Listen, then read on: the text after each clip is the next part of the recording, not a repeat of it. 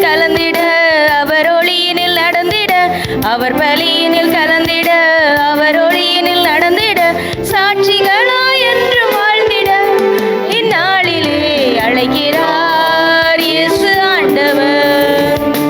அவளாய் நாம் செல்லுவோம். தேடியே தேவன் தருகின்றான், தன்னையே நாளும் தருகின்றான். தோள்களில் நம்மை தாங்குவார், துயரினில் அவர் தேற்றுவார். சுமைகளை சுகங்களாக மாற்றுவார், வளமுடன் வாழும் வழியை காட்டுவார்.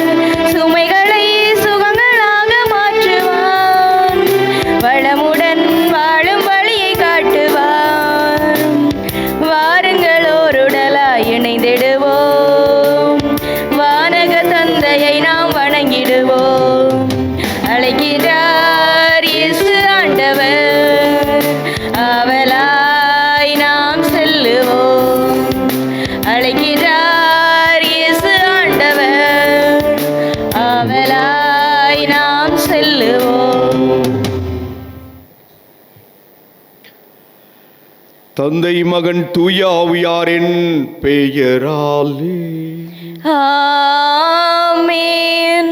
நம் ஆண்டவராகிய இயேசு கிறிஸ்துவின் அருளும் கடவுளின் அன்பும் தூய ஆவியாரின் நட்புறவும் தூழமையும் உங்கள் அனைவரோடு என்றும் இருப்பதாக. உம்மான்மாவோடும் இருப்பதாக. கிறிஸ்து இயேசுவில் என் அன்பானவர்களே, இந்த நாள் நமக்கு இறைவன் இனிய நாளாக அமைத்து தந்திருக்கிறார். நாம் நன்றி சொல்லுவோம். இந்த நாளிலே தாய் திருஅவையானது புனித பெர்னார்டுடைய நினைவை விழாவை கொண்டாடுகின்றது. அவர் ஒரு துறவு மட தலைவராக பார்க்கிறோம். இவரை பற்றிய செய்திகளை நாம் மறையுறையில் சிறப்பாக சிந்திப்போம். இன்றைய நற்செய்தியையும் இன்றைய முதல் வாசகத்தையும் முன்னுரையாக கொள்வோம். இன்றைய முதல் வாசகத்தில் எசேக்கியேல் இறைவாக்கினர் வழியாக தந்தையாகிய கடவுள் நம்மோடு சொல்லுகிறார், உங்களுடைய கல்லான இதயத்தை எடுத்துவிட்டு இரத்தமும் சதையும் உள்ள இதயத்தை உங்களுள் பொருத்துவேன் சொல்றார். இனியவர்களே, இந்த கல்லான இதயம், இவர்கள் வண்ணங்கா கழுத்துள்ள மக்கள், இறைவனுக்கு செவி சாய்க்காதவர்கள். அதனால தான் சொல்லுவார், எனக்கு செவி கொடுங்கள், என் நியமங்களை கேளுங்கள், அதை கடைபிடியுங்கள் என்று சொல்லுவார். ஆகவே அப்படிப்பட்ட இதயத்தை எடுத்துவிட்டு சதை உள்ள, இரத்தமும் சதையும் உள்ள இதயத்தை தருவேன் சொல்லுகிறார். நாம் எப்படிப்பட்ட உள்ளம் கொண்டவர்களாக இருக்கிறோம் சற்று சிந்தியுங்கள். இன்றைய நாளில் நாம் நற்செய்தியை பார்க்கின்ற பொழுது, இன்று விண்ணரசு தன்னுடைய மகனுக்கு திருமண விருந்து ஏற்பாடு செய்த அரசருக்கு ஒப்பாக பேசுகின்றது. திருமண ஆடையின்றி இருந்தவரை வெளியே அனுப்பிவிடுகிறார். 10 கன்னியர்கள் எண்ணெயின்றி இருப்பவர்களை அவர்கள் வெளியே சென்று விடுகிறார்கள். தாழ்ந்து ஓமையில் சரியாக பயன்படுத்தப்படாதவர் புறந்தள்ளப்படுகிறார். இப்படி விண்ணரசுக்கு இணையான பல ஓமைகளில் இதுவும் ஒன்று. இந்த ஓமை வழியாக இயேசு நமக்கு கற்பிப்பது, நாம் எல்லோரும் இறைவனால் அழைக்கப்பட சமமானவர்கள். சிறப்பான முறையில் அழைக்கப்படுகின்ற பொழுது ஆடைகள் கொடுப்பார்கள். அந்த திருமண ஆடையை அணிந்தவர்களால் மட்டுமே உள்ளே வர இயலும்.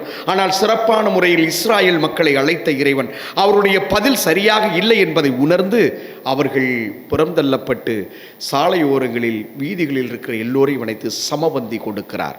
இன்று நமக்கு அதை அழைத்திருக்கிறார். வாருங்கள், ஆண்டவர் பந்தியில் நாம் பங்கு பெறுவோம்.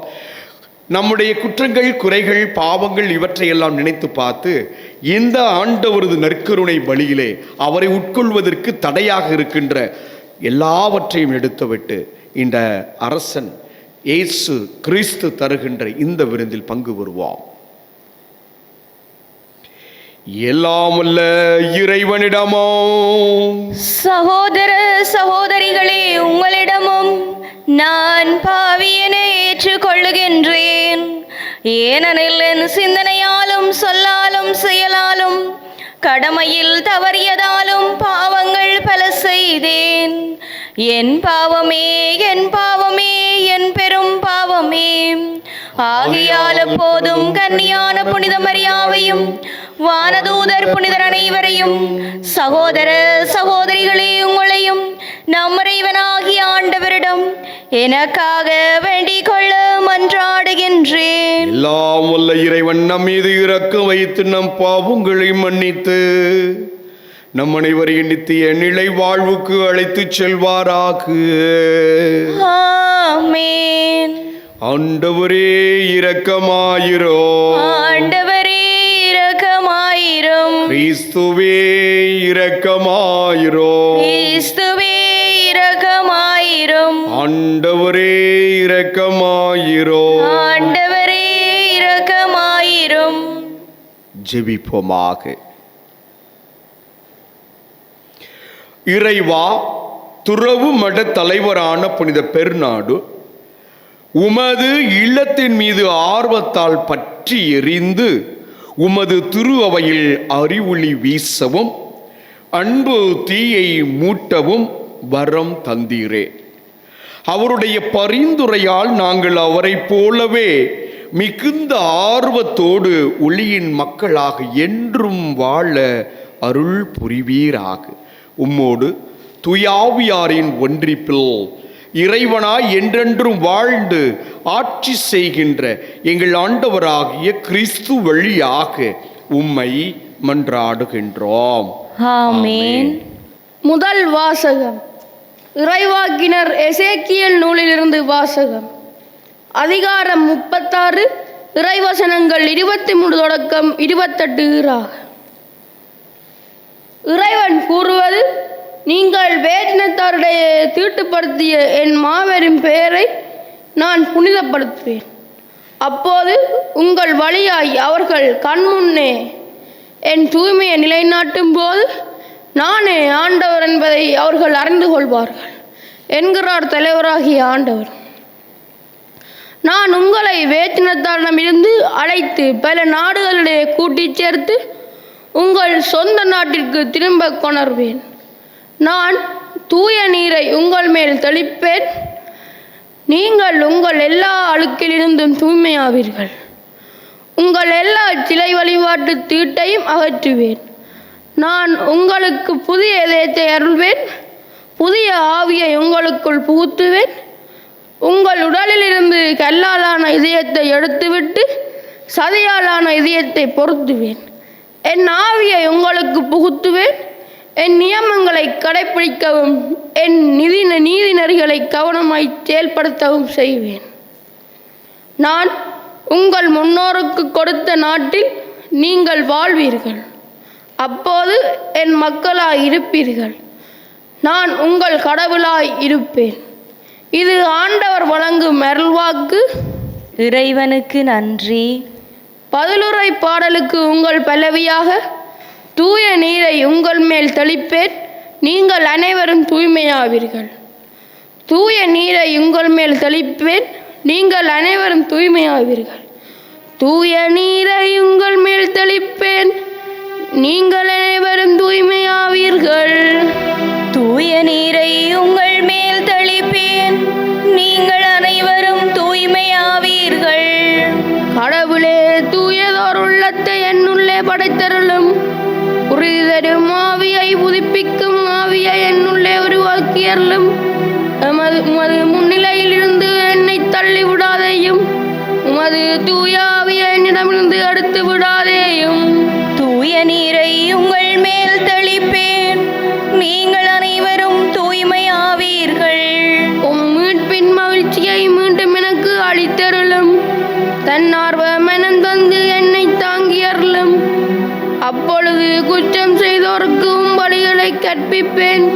பாவிகள் உம்மை நோக்கி திரும்புவர். தூய நீரை உங்கள் மேல் தெளிப்பேன். நீங்கள் அனைவரும் தூய்மையாவீர்கள். ஏனெனில் பலியினால் உம்மை மகிழ்விக்க முடியாது. நான் எரிபலி செலுத்தினாலும் நீர் அதில் நாட்டங்கொள்வதில்லை. கடவுளுக்கேற்ற பலி நொறுங்கிய நெஞ்சமே, கடவுளே, நொறுங்கிய குற்றம் உணர்ந்த உள்ளத்தை நீர் அவமதிப்பதில்லை. தூய நீரை உங்கள் மேல் தெளிப்பேன், நீங்கள் அனைவரும் தூய்மையாவீர்கள். தூய நீரை உங்கள் மேல் தெளிப்பேன், நீங்கள் அனைவரும் தூய்மையாவீர்கள்.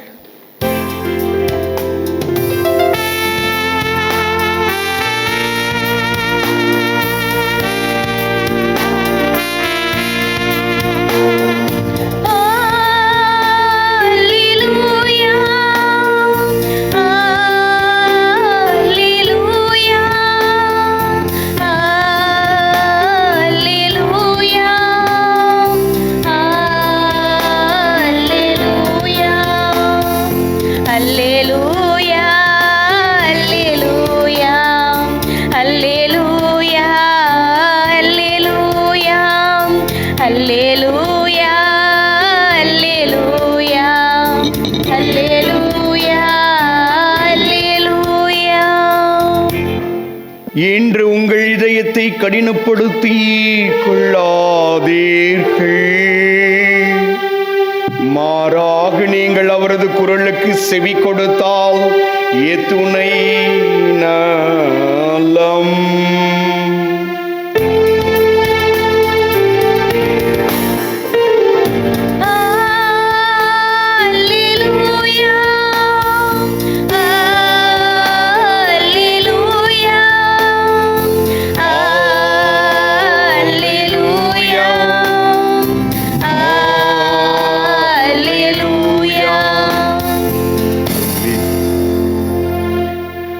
ஆண்டவர் உங்களோடு இருப்பாராக.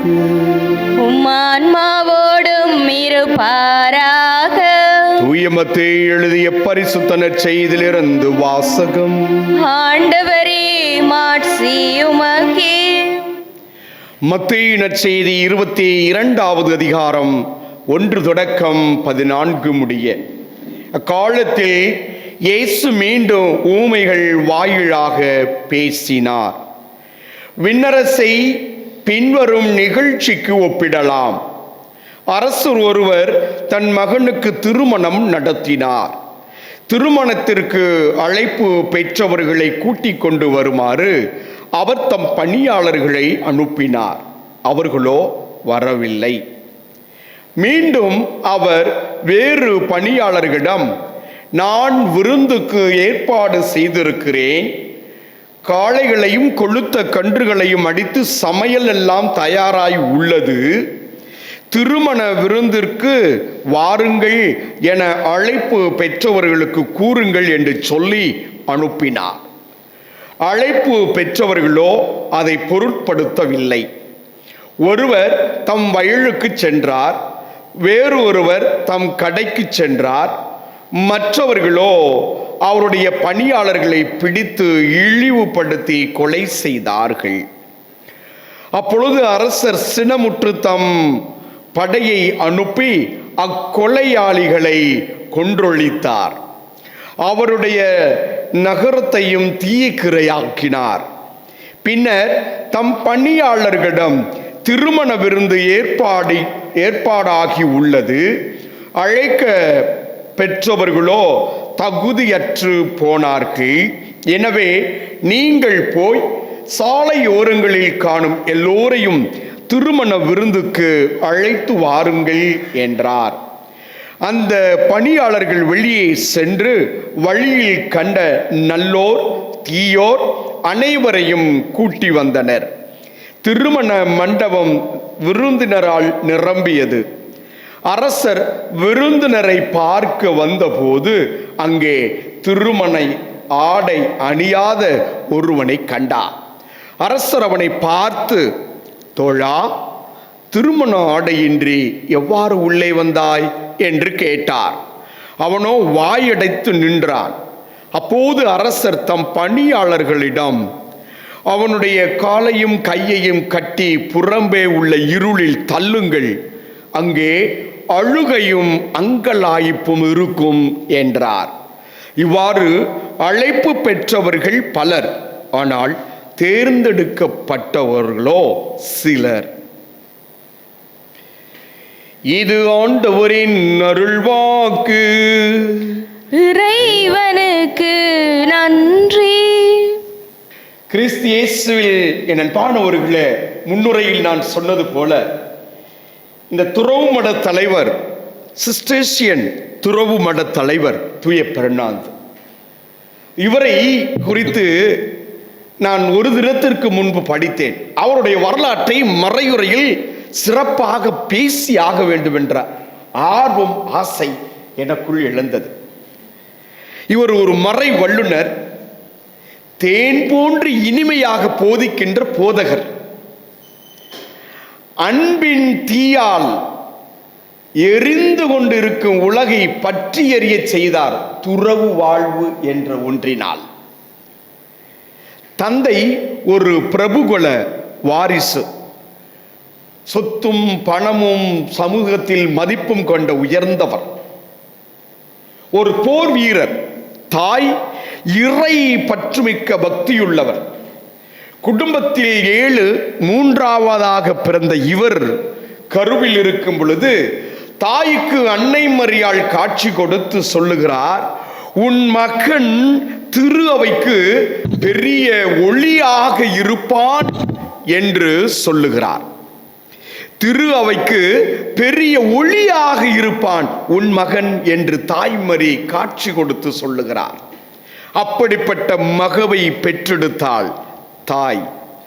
அவர் படிப்பில் முதன்மை, பேச்சில் இனிமை, போதிப்பதில் மிக திறமை, தோற்றத்தில் மிக அழகு.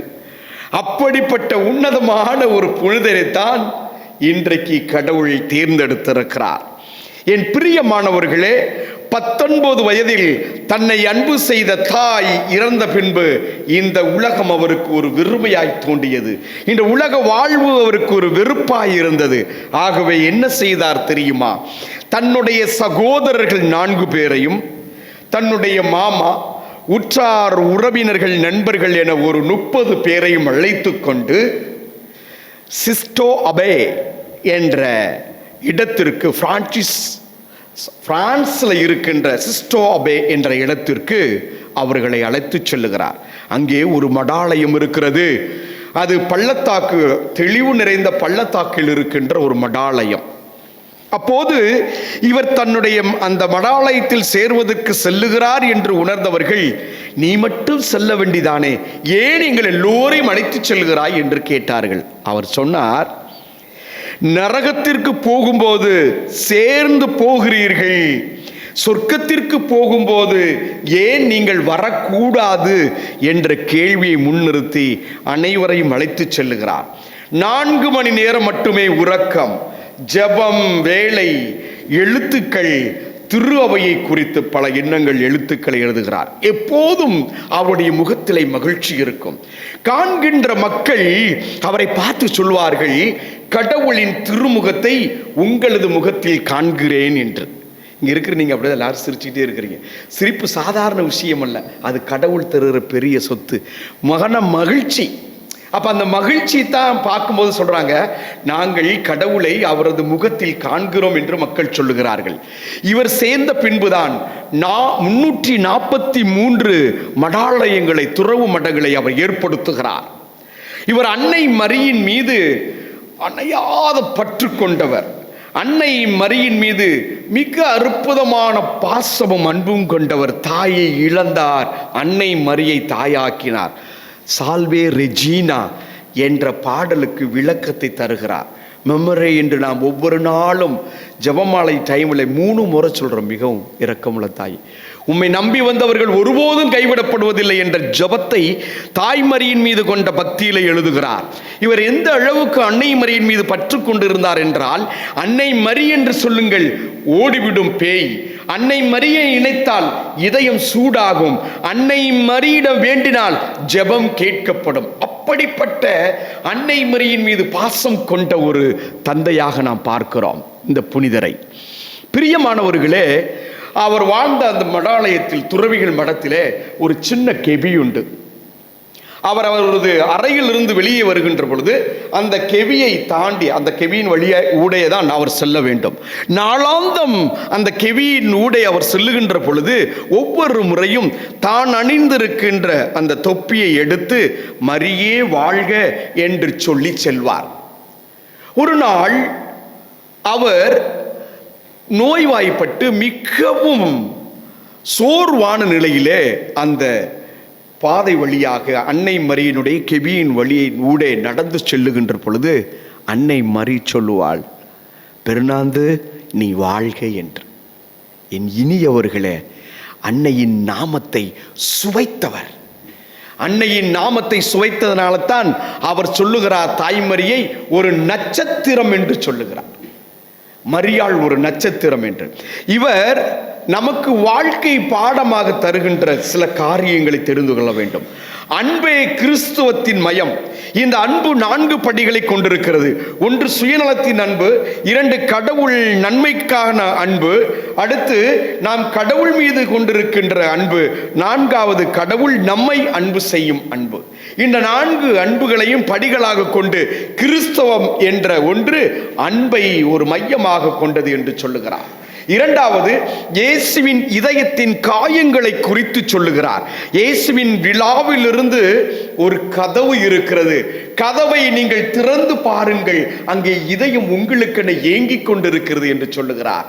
அந்த இதயம் பற்றி எரிந்து கொண்டிருக்கு என்று இயேசுவின் திரு காயத்தை குறித்து சொல்லும் பொழுது இவ்வாறு சொல்லுகிறார். அடுத்து அவர் அங்கே பிரசன்னமாகி இருக்கிறார். ஈட்டியால் குத்தப்பட்ட கதவு என்ற அந்த இதயத்தை நீங்கள் திறக்கின்ற பொழுது என்று சொல்லுகிறார். பிரியமானவர்களே, அதோடு அவர் நிறுத்திவிடவில்லை, அங்கே இரு, உன் இதயம் அமைதி கொள்ளும் என்கிறார். அடுத்து 3வது ஒரு காரியம் சொல்லுவார், தனிமையும் பணியும். இந்த தனிமை என்பது பணி என்பதும் ஈக்குவலாக இருக்க வேண்டும். தனிமை ஜெபத்திற்கு முன்னுரிமை, ஜெபமின்றி பணி இல்லை, சமமாக இருக்க வேண்டும் என்று சொல்லுகிறார். 20 மணி நேரம் கூட தொடர்ந்து ஜெபித்ததுண்டு தூய பெர்னாடு. என்ன சொல்லுகிறார்? அந்த ஜெப வாழ்வை பற்றி சொல்லுகின்ற பொழுது, கிணற்றிலே தண்ணி நிரம்பி வழிகின்ற பொழுதுதான் பிறர் பயன்படுத்துகிறார்கள் என்று. நீங்கள் உங்களை ஜெபத்தில் நிரம்ப வழிய போகின்ற பொழுதுதான் உங்களை பிறர் பயன்படுத்திக் கொள்வார்கள், பணிவாழ்வு சிறந்ததாய் இருக்கும் என்று சொல்லுகிறார். 4வது அவர் மரியன்னையின் மீது பற்று கொண்டவர். அவர் காட்டுகின்ற வழி என்ன? மரியன்னை என்பவர் ஒரு நட்சத்திரம், ஒரு வழிகாட்டி என்று சொல்லுகிறார். கடலிலே தத்தளித்து செல்லுகின்றவர்களுக்கு விண்மீனை காண்கின்ற பொழுது ஒரு சந்தோஷம் உண்டு. நீ பாவத்தில் இருந்தால் அன்னை மரியாள் உன்னை நெருங்கி வந்து உன் பாவத்தை அகற்றுவாள். குழம்பி நின்றால் அன்னை மரியாளை நினை, நீ தெளிவு பெறுவாய் என்று சொல்லித்தான் அன்னை மரியினுடைய ஜெபத்தை எழுதுகிறார். அந்த ஜெபத்தில் எனக்கு ரொம்ப பிடிச்ச லைன் என்ன தெரியுமா? உம்மிடம் ஓடி வந்த ஒருவரும் ஒருபோதும் கைவிடப்பட்டதில்லை என்று சொல்கிறார் மெமரி என்ற ஜெபத்தில். என் இனியவர்களே, அவர் மிகவும் எளிமையான வலிமையை பெற்ற வாழ்வு வாழ்ந்தவர். 2வது உலகப் போரின் போது போருக்கு எதிராக எழுதியவர். போப்பாண்டவரை குறித்து யாராவது சொன்னால் அதற்கு எதிராக எழுதியவர். அப்பொழுது 2 போப்பானவர்கள் இருந்தார்கள். உண்மை போப்பானவர் இவர் என்று கையை நீட்டியவுடன் மக்கள் அனைவரும் அவருக்கு கீழ்ப்படிந்து அவரை போப்பாண்டவராக, திருத்தந்தையாக ஏற்றுக்கொண்டார்கள். அந்த அளவுக்கு பெர்னாட் மீது அவர்கள் பற்றுக்கொண்டவர்களாக இருந்தார்கள். அவர் சொல்லுகிறார், திரு அவை தங்கத்தால் அல்ல துறவரத்தால் வளர்கிறது என்று சொல்லுகிறார். இந்த தூய பெர்னாடை குறித்து சொல்லுகின்ற பொழுது திருவிவிலியத்தோடு இணைந்து சொல்ல வேண்டும். அவர் எல்லாமே இயேசு என்று சொன்னார். பிலிப்பியர்கள் திருமுகம் 1வது அதிகாரம் 21வது வசனம் சொல்லுகிறது, என் வாழ்வு எனக்கு எல்லாமே இயேசு கிறிஸ்து என்று. அன்பு மட்டுமே அன்பை வெல்லும் என்று சொல்லுகிறார். 1 யோவான் 4வது அதிகாரம் 19வது வசனத்தில் நாம் பார்ப்போம், அவர் முதலில் நம்மை அன்பு செய்தார், அந்த அன்புதான் நம்மை இந்த உலகத்தில் வெல்லச் செய்கிறது. காயங்களின் ஒளி என்று சொல்லுகிறார். ஏசாயா புத்தகத்தில் நீங்கள் 53வது அதிகாரத்தில் 6வது வசனம் சொல்லுகிறது, அவரது காயத்தால் நாம் குணம் பெற்றோம் என்று. அடுத்து சொல்கிறார், மரியன்னை வழியாக இயேசுவிடம் செல்வோம் என்று சொல்லுகிறார். யோவான் நற்செய்தி 2வது அதிகாரம் 5வது வசனம் சொல்லுகிறது, அவர் சொல்வதை எல்லாம் செய்யுங்கள் என்று. இப்படி விவிலியத்தோடு ஒன்றிணைந்து தன் வாழ்வை கடந்து சென்றவர் தான் தூய பெர்னார்டு. நம்முடைய வாழ்க்கைக்கு அவர் சொல்லுகின்ற 4 செயல்கள் அல்லது 4 படிகள். ஒரு விஷயத்தை விட்டுவிடு. அவர் சொத்தை விட்டார், பணத்தை விட்டார், சுகத்தை விட்டார், நண்பர்களை விட்டார். ஆனால் இறைவனோடு இணைந்து மகத்தான காரியங்களை செய்து இன்றும் அவர் வாழ்ந்து கொண்டிருக்கிறார். நீ இந்த உலகத்தில் எப்பொழுது வாழுகின்ற பொழுது எதை விடுவதற்கு தயாராக இருக்கிறாய்? ஒரு அரை மணி நேரம் செல்போனை விட்டு விடுவோமா? 2வது காரியம், தினமும் 10 நிமிடம் ஆண்டவருடைய காயங்களை பார். நீ இயேசுவின் மீது உன் பார்வையை பதித்து அவருடைய காயங்களை பார்க்கின்ற பொழுது சொல்லு, இந்த கேள்வியை உனக்குள் நீ எழுப்புவாய். இயேசுவே, இது எனக்காகவா என்ற கேள்வியை நீ எழுப்பு. அவர் காயங்கள் உனக்கு சுகத்தை தரும் என்று சொல்லுகிறார். மெமரே என்ற தாயினுடைய ஜெபத்தை கற்றுக்கொள்ளுங்கள். ஒவ்வொரு முறையும் ஜெபமாலையின் போது 3 முறை சொன்னால் சிறப்பு. பயமும் கவலையும் அண்டி வருகின்ற பொழுது இந்த ஜெபத்தை நாம் ஒரு முறையாவது சொல்லுவோம் ஒவ்வொரு நாளும். அடுத்து, உன் வார்த்தைக்கு எப்படி இருக்க வேண்டும்? உன் வார்த்தை இனிமை மிக தேன் போல் இருக்க வேண்டும் என்று சொல்லுகிறார். இனிமையான தேன் மிகுந்த பேச்சை நாம் பேசுவோம். ஒருவருக்கு அன்பை, அருளை, அமைதியை தருகின்ற பேச்சையை நாம் பேசுவோம் என்று எபேசியர்களை திருமுகத்தில் 4வது அதிகாரத்தில் 29வது வசனம் சொல்லுகிறது. அன்பானவர்களே, ஒரு நிமிடம் அவர் கற்றுத்தந்த அந்த மெமரி ஜெபத்தை சொல்லி நம்முடைய மறையுறைக்கு முற்றுப்புள்ளி வைப்போம். ஓ மிகவும் இரக்கம் நிறைந்த கன்னிமரியே, உம்மிடம் ஓடி வந்து உமது பாதுகாவலை நாடி உமது உதவியை மன்றாடிய எவர் ஒருபோதும் கைவிடப்பட்டதாக கேள்விப்பட்டதில்லை என்பதை நினைவு கூர்ந்து நானும் இத்தகைய நம்பிக்கையோடு ஏவப்பட்டு உமது திருப்பாதம் ஓடி வருகிறேன். கண்ணீரல் அரசியே, பாவிகளின் தாயே, என்னுடைய புலம்பல்களை அற்பமாக எண்ணாமல் இரக்கத்தோடு எனக்காய் பரிந்து பேசி உதவி செய்யும். ஆமேன். அன்பானவர்களே, நாம் அனைவரும் எழுந்து நின்று நம்முடைய விண்ணப்பங்களை, தேவைகளை நம் ஆண்டவர் இயேசுவிடத்தில் எடுத்து சொல்லி மன்றாடுவோம். அன்பின் ஆண்டவரே, திரு அவையில் பணிபுரியும் திருத்தந்தை, ஆயர்கள், அருட்பணியாளர்கள், துறவரத்தார், பொதுநிலையினர் அனைவரும் உமது ஒளியில் நடந்து உலக பற்றுக்களை தம்மிலிருந்து விலக்கி உம்மை பின்பற்றுபவர்களாக வாழ தேவையான அருளை பொழிய வேண்டுமென்று இறைவா உம்மை மன்றாடுகின்றோம். ஆண்டவரே, எங்கள் மன்றாட்டை கேட்டருளும். வாழ்வளிக்கும் வள்ளலே இறைவா, திருமண பந்தத்தில் இணைந்துள்ள அனைவரும் திருமணத்தின் புனித தன்மையை உணர்ந்து கொண்டவர்களாக ஒருவரையொருவர் அன்பு செய்து விட்டு கொடுத்து உம் கட்டளைகளை கடைபிடித்து வாழ வரமருள வேண்டுமென்று இறைவா உம்மை மன்றாடுகின்றோம். ஆண்டவரே, எங்கள் மன்றாட்டை கேட்டருளும். ஞானத்தின் ஊற்று இறைவா, இளைஞர்கள், இளம் பெண்களை உம்பாதம் சமர்ப்பிக்கின்றோம்.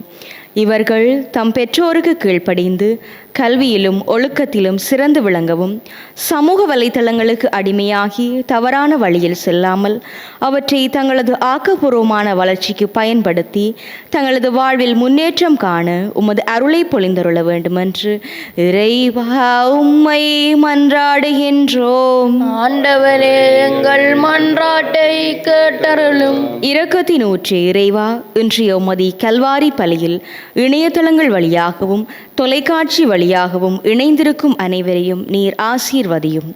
அவர்களது உள்ளத்தின் தேவைகளை நீரே அறிந்து அவற்றை நிறைவேற்றி அருள வேண்டுமென்று இறைவா உம்மை மன்றாடுகின்றோம். ஆண்டவரே, எங்கள் மன்றாட்டை கேட்டருளும்.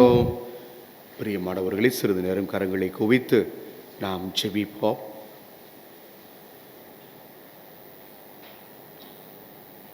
நம்முடைய வேண்டல்களை இறைவன் செவிசாய்த்து நமக்கு அருளையும் அன்பையும் கொடுத்து நம்மை அவர் கரம் பிடித்து என்றும் விலகாது இருக்க வழிநடத்தி செல்வாராக. எங்கள் ஆண்டவராகிய கிறிஸ்து வழியாக மன்றாடுகிறோம். ஆமென்.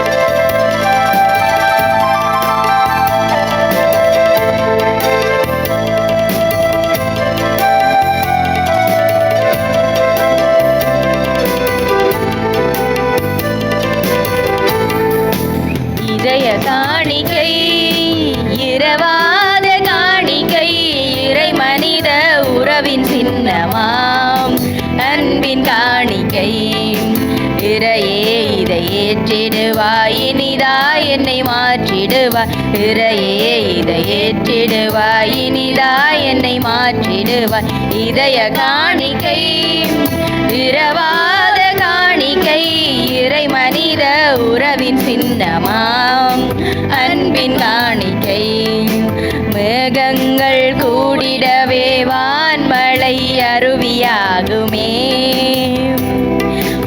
அருளுக்கு சான்றாகுமே மேகங்கள் கூடிடவே வான்மழை அருவியாகுமே அருளுக்கு சான்றாகுமே இறைவா உனை போல் வார்த்தையை வாழ்வாக்கி வழிகாட்டி சென்றிட வரமொன்றுதாம் இறைவா வழிகாட்டி சென்றிட வரமொன்றுதாம் இதய காணிக்கை இரவாத காணிக்கை இறை மனித உறவின் சின்னமாம் அன்பின் காணிக்கை. என் அன்பான சகோதர சகோதரிகளை, உங்களுடையதும் என்னுடைய மறை நிகழ்வு எல்லாமுள்ள தந்தை ஆகிய கடவுளுக்கு ஏற்றதாகும்படி மன்றாடுங்கள். ஆண்டவர் தமது பெயரின் புகழ்ச்சிக்காகவும் மாட்சிக்காகவும் நமது நன்மைக்காகவும் புனித திருவை அனைத்து நலனுக்காகவும் உமது கையிலிருந்து இப்பலியை ஏற்றுக்கொள்வாராக. ஆண்டவரே, சொல்லிலும் செயலிலும் மாண்புற்ற துறவுமட தலைவரான புனித பெருநாடு உமது திருவையில் ஒழுங்கும் ஒற்றுமைப்பாடும் நிலவ அயராது உழைத்தார். அப்புனிதரை நினைவு கூறும் நாங்கள் உமது மாட்சிக்காக ஒப்புக்கொடுக்கும் ஒற்றுமை, அமைதி ஆகியவற்றின் அருள் அடையாளத்தை கனிவாய் ஏற்றருள்வீராக. எங்கள் ஆண்டவராகிய கிறிஸ்து வழியாக உம்மை மன்றாடுகின்றோம். ஆமென். ஆண்டவர் உங்களோடு இருப்பாராக, உம் ஆன்மாவோடும் இருப்பாராக. எங்களை மேலே எழுப்புங்கள். ஆண்டவரிடம் எழுப்பியுள்ளோம். நம் இறைவனாகிய ஆண்டவருக்கு நன்றி கூறுவோம். அதுவே தகுதியும் நீதியும் ஆனதே. ஆண்டவரே, தூயவரான தந்தையே, என்று உள்ள எல்லாம் வல்ல இறைவா, என்னாலும் எவ்விடத்திலும் நாங்கள் உமக்கு நன்றி செலுத்துவது மெய்யாகவே தகுதியும் நீதியுமாகும், எங்கள் கடமையும் மீட்புக்குரிய செயலுமாகும். ஏனெனில் விண்ணரசுக்காக கிறிஸ்துவுக்கு தங்களை அர்ப்பணித்த புனிதர்களில் உமது வியத்தகு பராமரிப்பை கொண்டாடுவதும் உம்மை போற்றி புகழ்வதும் தகுமே. இந்த பராமரிப்பினால் நீர் மனிதரை தொடக்கத்தில் இருந்த புனித நிலைக்கு மீண்டும் அழைத்து செல்லுகிறீர். புத்துலகில் கிடைக்க இருக்கும் அருள் கொடைகளை இவ்வுலகிலே பெற்று அனுபவிக்க அவர்களை வழிநடத்துகின்றீர். ஆகவே புனிதர், வானதூதர் அனைவரோடும் சேர்ந்து நாங்கள் உம்மை புகழ்ந்தேத்தி முடிவின்றி ஒரே குரலாய் சொல்லுவதாவது: தூயவர் தூயவர் தூயவர், வான்படைகளின் கடவுளாம் ஆண்டவர்.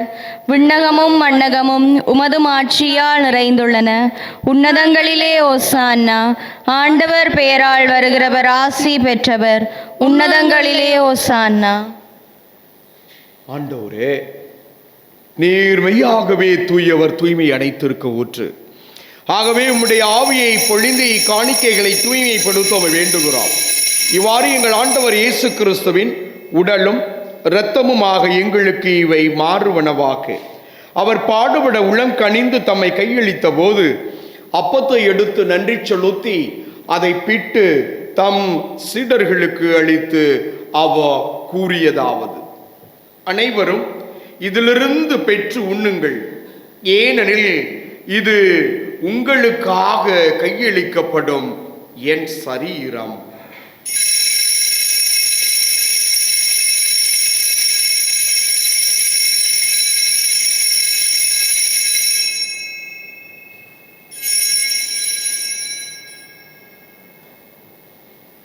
அவ்வண்ணமே இரவு விருந்தை அருந்திய பின் கிண்ணத்தையும் எடுத்து மீண்டும் உமக்கு நன்றி கூறி தம் சீடர்களுக்கு அளித்து அவர் கூறியதாவது: அனைவரும் இதிலிருந்து பெற்று பருகுங்கள், ஏனெனில் இது புதிய நிலையான உடன்படிக்கைக்கு உரிய என் இரத்தத்தின் கிண்ணம். இது பாவ மன்னிப்புக்கென்று உங்களுக்காகவும் பலருக்காகவும் சிந்தப்படும். இதை என் நினைவாக செய்யுங்கள்.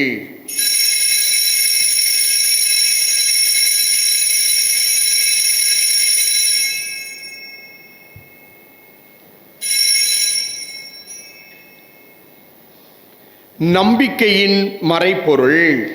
ஆண்டவரே, நீர் வருமளவும் உமது இறப்பினை அறிக்கையிடுகின்றோம், உமது உயிர்ப்பினையும் எடுத்துரைக்கின்றோம். ஆகவே ஆண்டவரே, நாங்கள் கிறிஸ்துவின் இறப்பினையும் உயிர்ப்பினையும் நினைவு கூர்ந்து வாழ்வு தரும் அப்பத்தையும் மீட்பளிக்கும் கிண்ணத்தையும் ஒப்புக் கொடுக்கின்றோம். உன் திருமுன் நின்று உமக்கு ஊழியம் புரிய தகுந்தவர்கள் என எங்களை ஏற்றுக்கொண்டீர். எனவே நாங்கள் உமக்கு நன்றி செலுத்துகிறோம். மேலும் கிறிஸ்துவின் உடலிலும் இரத்தத்திலும் பங்கு கொள்ளும் எங்களை துயாவியார் ஒன்று சேர்க்க வேண்டும் என உமை தாழ்மையோடு மன்றாடுகிறோம். ஆண்டவரே, உலகெங்கும் பரவியிருக்கும் அது திரு அவையை நினைவு கூர்ந்தருளும். எங்கள் திருத்தந்தை 14வது லியோ, எங்களது ஆயர் ஜஸ்டின் ஞான பிரகாசம், எல்லா திருநிலையினராகிய அனைவரோடும் உமது திரு அவையை அன்பில் நிறைவு பெறச் செய்தரலாம். மேலும் உயிர்த்தலும் எதிர்நோக்குடன் துயில் கொள்ளும் எங்கள் சகோதர சகோதரிகளையும் யாரும் நினையாத ஆன்மாக்களையும் எங்கள் குடும்பங்களில் மரித்தோரையும் அனைவரையும் இரக்கத்துடன் நினைவு கூர்ந்து உமது திருமுக ஒளியினுள் ஏற்றருளும். இங்கே கூடியிருக்கும் எங்கள் அனைவர் மீதும் இரக்கமாயிரும். கடவுளின் கன்னித்தாயான புனித மரியா, அவருடைய கணவரான புனித யோசேப்பு, புனித திருத்தூதர்கள், இன்று நாங்கள் நினைவு கூறுகின்ற புனித பெர்னாந்து, இவ்வுலகில் உமக்கு உகந்தவராய் இருந்தோர் ஆகிய புனிதர் அனைவருடனும் நாங்கள் நிலைவாழ்வில் பங்கு கொள்ளும் தகுதி பெற்று உம் திருமகன் இயேசு கிறிஸ்து வழியாக உம்மை புகழ்ந்தேத்தும் வரம் மருள உம்மை மன்றாடுகிறோம்.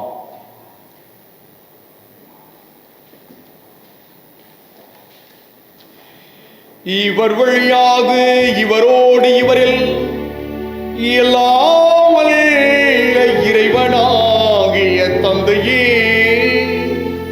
தூயாவியாரின் ஒன்றிப்பில் எல்லா புகழும் மாற்றியும் என்றென்று உமக்கு உரியதே.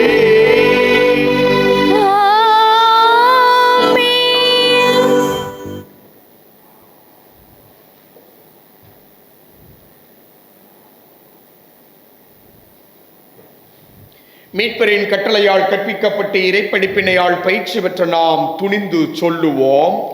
விண்ணுலகில் இருக்கிற எங்கள் தந்தையே, உமது பெயர் தூயதென போற்ற பெறுக. உமது ஆட்சி வருக. உமது திருவிழம் விண்ணுலகில் நிறைவேறுவது போல மண்ணுலகிலும் நிறைவேறுக. எங்கள் அன்றாட உணவை இன்று எங்களுக்கு தாரும். எங்களுக்கு எதிராக குற்றம் செய்வோரை நாங்கள் மன்னிப்பது போல எங்கள் குற்றங்களை மன்னியும். எங்களை சோதனைக்குட்படுத்தாதேயும், தீமையிலிருந்து எங்களை விடுவித்தருளும். ஆண்டவரே, தீமை அனைத்திலிருந்தும் எங்களை விடுவித்து எங்கள் வாழ்நாளில் அமைதியை கனிவுடன் அருளும் மன்றாடுகிறோம். உமது இரக்கத்தின் உதவியால் நாங்கள் பாவத்திலிருந்து எப்போதும் விடுதலை பெற்று யாதொரு கலக்கமும் இன்றி நலமாயிருப்போமாக. நாங்கள் எதிர்நோக்கியிருக்கும் பேரின்பத்திற்காகவும் என் மீட்பராகிய இயேசு கிறிஸ்துவின் வருகைக்காகவும் காத்து நிற்கின்றோம்.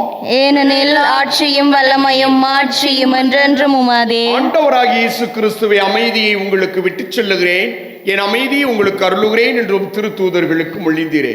எங்களது பாவங்களை பாராமல் உமது திரு அவையின் நம்பிக்கையை கண்ணோக்கி உமது திருவுளத்திற்கு ஏற்பதற்கு அமைதியையும் ஒற்றுமையையும் தந்தருள்வீராக. என்றென்று வாழ்ந்து ஆட்சி செய்கின்றவர் நீரே. ஆமென். ஆண்டவருடைய அமைதி உங்களோடு என்றும் இருப்பதாக. ஆன்மாவோடும் இருப்பதாக. ஒருவருக்கொருவர் நம் ஆண்டவர் இயேசு தருகின்ற அமைதியை பகிர்ந்து கொள்வோம். சமாதானம். உலகின் பாவங்களை போக்கும் இறைவனின் செம்மறியே, எங்கள் மேல் இரக்கமாயிரும். உலகின் பாவங்களை போக்கும் இறைவனின் செம்மறியே, எங்கள் மேல் இரக்கமாயிரும். உலகின் பாவங்களை போக்கும் இறைவனின் செம்மறியே, எங்களுக்கு அமைதியை அளித்தருளும். நான் ஒருபோதும் உம்மை விட்டு பிரிய விடாதையும்.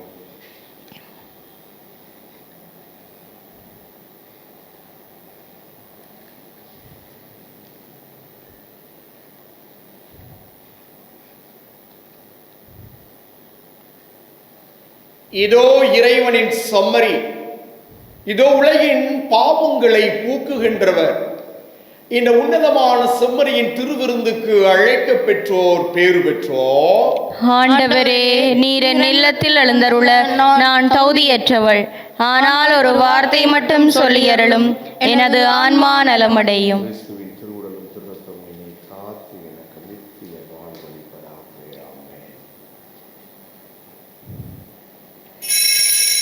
நற்கருணை ஆன்மீக செபம். நற்கருணையில் உயிருடலாக வீற்றிருக்கும் ஆண்டவராகிய இயேசுவே, இத்தருணத்தில் அருட்சாதன வடிவில் உம்மை பெற்றுக்கொள்ள இயலாததால் நான் உம்மை ஆன்மீக ரீதியில் பெற்றுக்கொள்ள மிகுந்த ஆசையாயிருக்கின்றேன். ஆண்டவராகிய இயேசுவே, என் உள்ளத்தில் எழுந்தருளிவாரும். ஆமேன்.